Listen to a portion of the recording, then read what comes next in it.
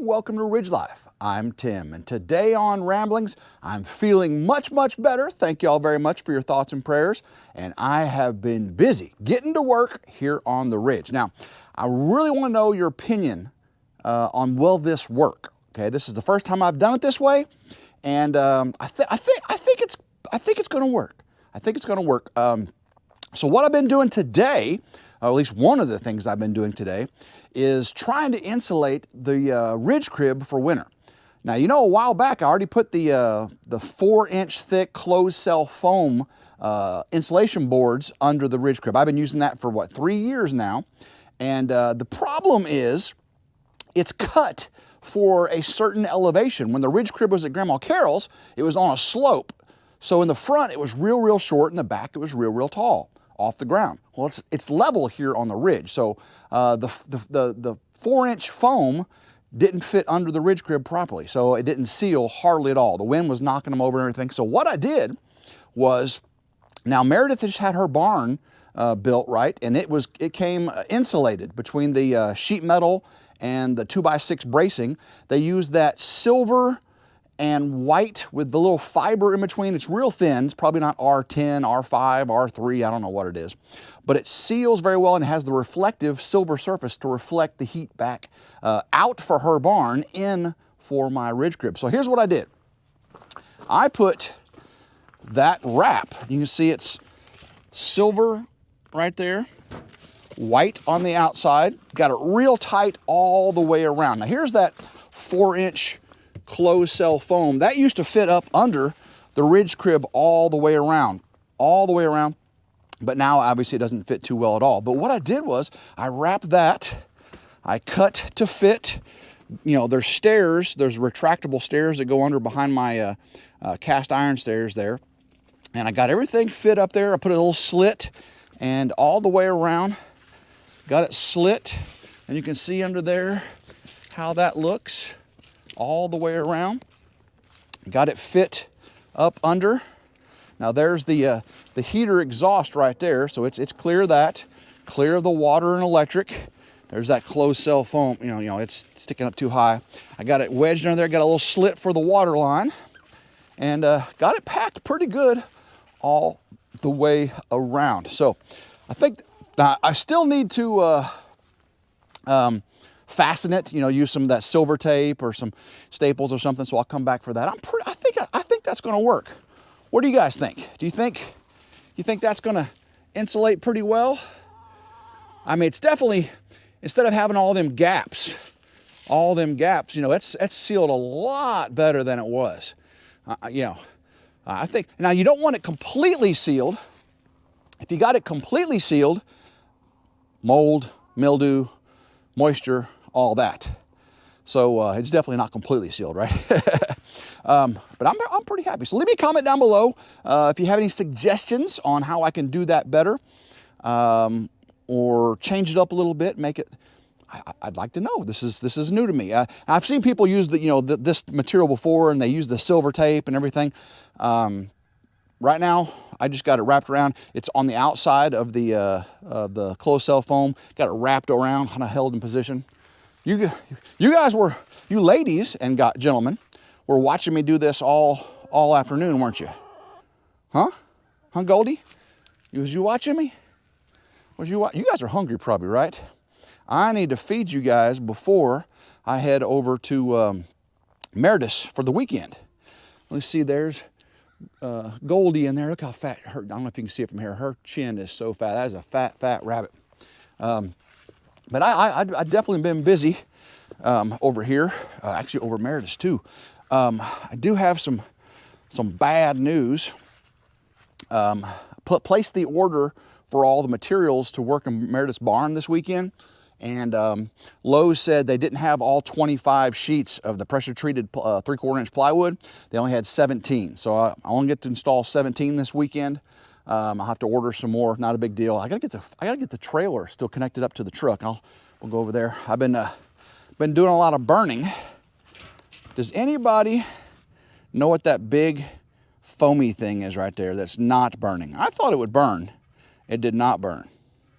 If you have a guess, leave a comment down below. I'm going to tell you here in just a second.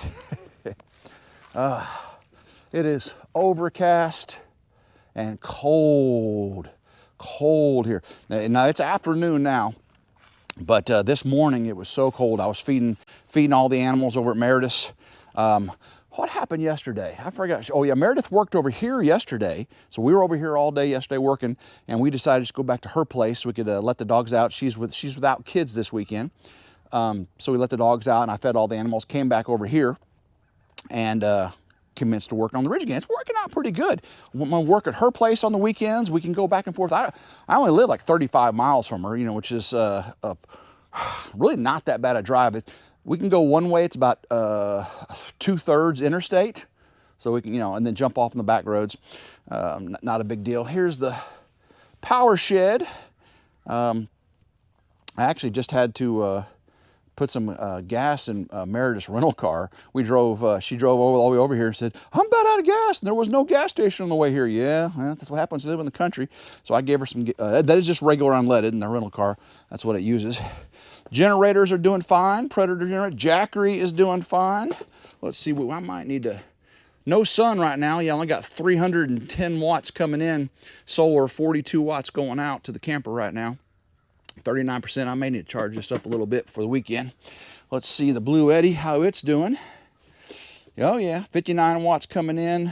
No AC watts going. I got 97. I actually use this to pre-charge that over there too. So 97 out there, and well, 310. So that's got some solar coming in too on it. This is what I use to power lights and accessories for the power shed. It's basically the Blue Eddy powers this. Blue Eddy also powers that, but that gets the high voltage 4,000 watt solar coming to that. This only gets like probably 1,200 watt solar coming to this one. This one actually gets like 400 watts solar coming into that one. I still got lots of things to do, product reviews and building materials, but it may look neat and nice now, but I try to keep it that way because I've actually been using things in and out of this all week. And I just try to keep a clean shop, if you will. Speaking of which, let's go inside the shop and see what it looks like right now. Go in here. Open sesame, and the lights come on. Oh, so I'm gonna get mud in here. Right now, it's a hunting repository, right? There's my mini split, which I did not get installed this week because I shot a deer and did a bunch of other things. Now we're working on the barn. But the weather should be warmer, and I didn't really want to work on the mini split when it was sub-freezing because the copper lines, I have to roll them out and unbend them. And I do not want a copper line to crack when it's 27 degrees outside. So next week's supposed to be in the 40s and 50s.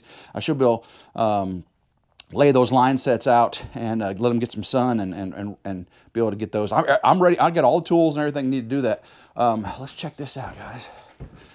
So that right there is the buck I got this week. There you go. 1, 2, 3. He had a big one broken off right there. You can see how that broke right there. I don't know if you know, it's not out of focus. So it's a 7-point, and that brow tine there never developed. So 7-point. Now check this out. This is what you saw in that trash can burning over there was this right here. Look how much bigger this one is to that one. This is actually the first buck I ever shot. That's right, 30 years ago. No, 40 years ago. This thing is 40 years old. I think I shot this 40 years ago. It was on a shoulder mount. You know, that's the head with the fur and the eyes and everything. And after 40 years, it kind of started falling apart. And I cut this off, and I'm going to put it on a Euro mount. I'm going to do that one on a Euro mount too. And I burned it in the burn barrel, the fur and the eyes and all that. And that's what was burning over there was a shoulder mount deer. I guarantee nobody caught that one. But this was my first deer, first buck I ever shot. And it was very similar to this one because it was a 6-point with a little bitty brow tine there and no brow tine, basically no brow tine. So this is really just a 6-point. That one actually had a brow tine there. You can see it broke off though. But so technically that one's way bigger though. Look how much bigger that is. So very, very excited. about deer season. Got lots more deer season to come, but I'm gonna, now that I got 2 deer in the freezer, I'm gonna get back to working. Which, you know, I got that insulated today, which makes me happy. I got the truck loaded up.